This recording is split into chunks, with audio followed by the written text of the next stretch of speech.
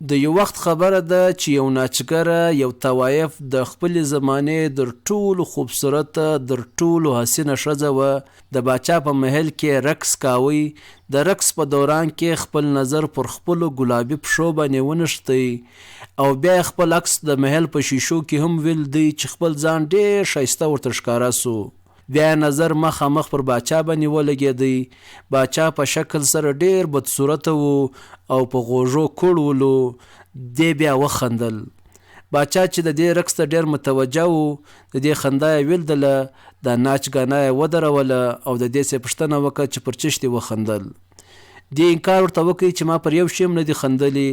باچا دا یقین دهاني ورکړله چې زه تا ته هېڅ نقصان هم نه رسوم، خو ما ته به ته دا خامخا راښایې چې تا پر چش وخندل. نو دا ښځې ورته وویلې چې ما خپل حسن جمال ته وکتل او بیا مې مخامخ تا ته وکتل چې زه د خپلې زمانې در ټولو خوبصورته ښځه یم او زما دی قسمت دی چې زه در ټولو بدصورت سړي در مخ رقص کومه. نو پر دې باندې د الله پر انصاف باندې ما وخندل. باچا چې دا خبره واورېده نو یو غټه خندا یې وکړه او بیا یې دې ته وویلې چې کوم وخت د دنیا جوړېدله نو 2 کتاره لګېدلي وو.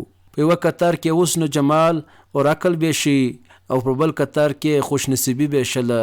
ته په اول کتار کې ولاړه وې، الله ستا دوام قبول کړه او زه په دویم کتار کې وم، الله زما دوام قبول کړه. او دا خبره حقیقت ده چې عقلمند او حسن جمال والا چې دی همیشه د خوشنصیب غلامان وي. نو دلته ماته د رحمان بابا یو شعر په ذهن کې رالی چې عقل مه غواړه بخت غواړه ای رحمانه، عقلمند د بختورو غلامان دی. وسلام.